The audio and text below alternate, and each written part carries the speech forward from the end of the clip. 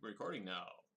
A lot of the justifications or arguments in favor of a border wall and increased border security have, for a large degree, not dealt with the immigration issue, but it has been rested on or relied on the drug problem issue. And that's what I want to address.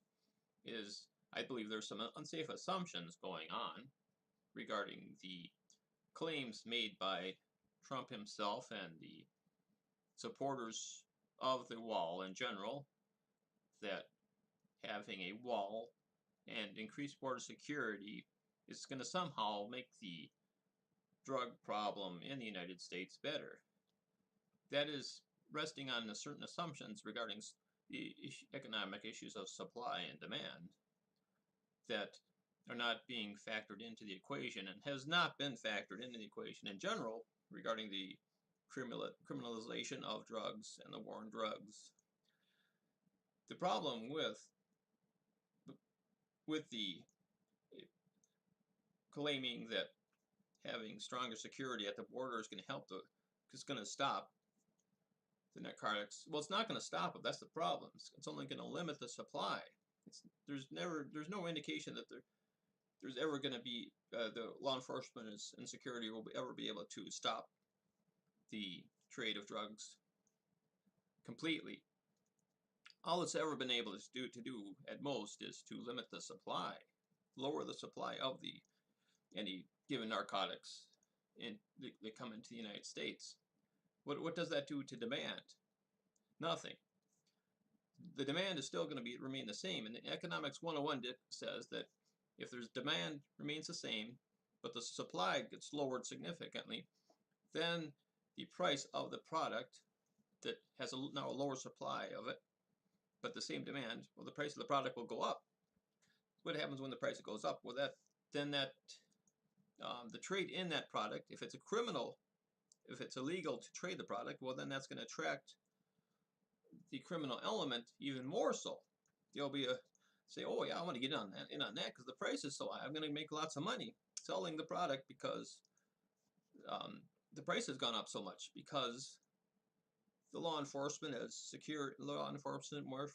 border security have lowered the supply so much, but there's all this demand from the addicts and the recreational users. So as a result, yeah, there's the drug gangs, the cartels, the mafias. Hey, they're saying, hey, this is lucrative. I want to get in on this. I want to take a piece of this action. So then they'll get the revenue. They'll sell the drugs. They get the revenue, increase their portfolio, their bank accounts. As a result, they get even more powerful and have more influence over society. So that's what we're just making the drug gangs and cartels and mafias more powerful by limiting the supply of the drugs that they trade in. It helps them out. And that's all that the a border wall could hope to do. Even if it does do that, there's also the assumption that most of the narcotics that go through the Mexican border go through non-official points, but or also say the Gulf of Mexico. There's not going to be a wall there along the whole Gulf of Mexico, but there's a lot of other official points that drugs no doubt go through. How much? I don't know. Does anybody know? I doubt it. You just sneak it in, hide it in various shipping containers, and through it goes through the border. It may even be going through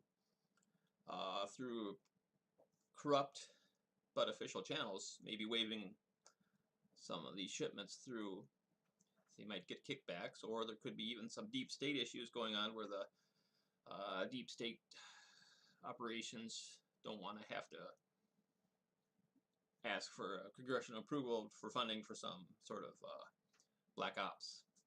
So they say, hey, well, we're the ones that are doing the enforcement, so let's just wave on through certain shipments and then sell it to the drug cartels, and then we'll get all this money to fund our black ops operations. that could be happening also. I think some reason there's some evidence that that has been going on for many years. So I'm just going to play this clip from the Trump speech, and then I'll comment afterwards. Mm-hmm.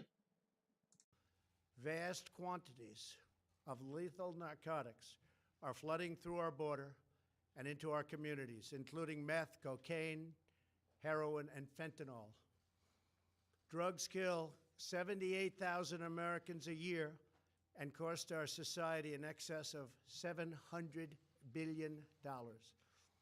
Heroin alone kills 300 Americans a week, 90% of which comes across our southern border.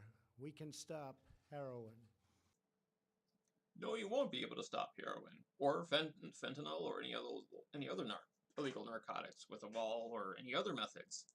If there's a demand, enough of the drug will find through to feed the addicts' habits and the recreational users' demand.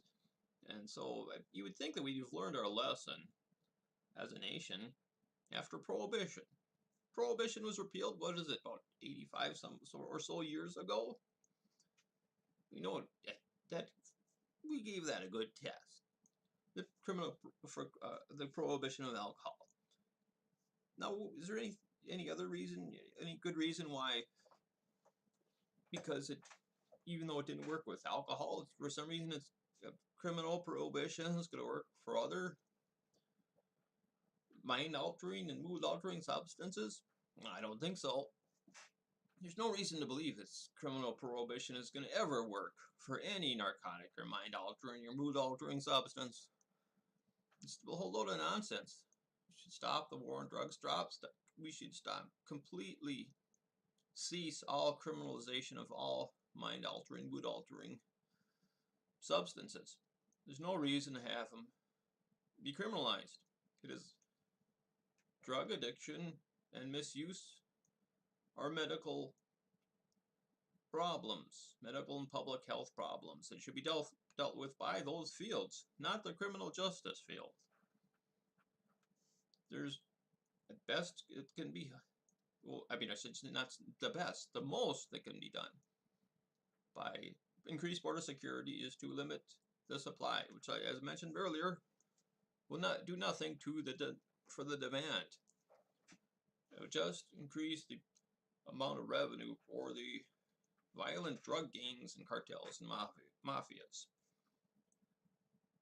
They will find a way to get the drugs to the United States, either through the official entry points, or they cut a hole, get a portable jigsaw with a hacksaw blade and cut right through.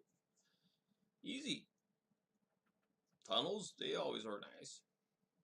Drones, fly right over. Boats, Gulf of Mexico, float right in. They'll find a way. They'll find a way. They always have. So nothing's going to change. Might help. Most will happen. It might limit the supply a little bit and put more dollars in the pockets of the drug gangs. That's the most that could be expected from a steel wall that can be cut through by easily cut through with any metal cutting saw blade. So I don't understand why there's persistent thinking there's any need for any wall. There's no need for a wall. There is a need, though, to end the criminalization of drugs in the United States. That's what's urgent. That's what needs to stop immediately. That's all I have to say for now. Thanks for watching and listening.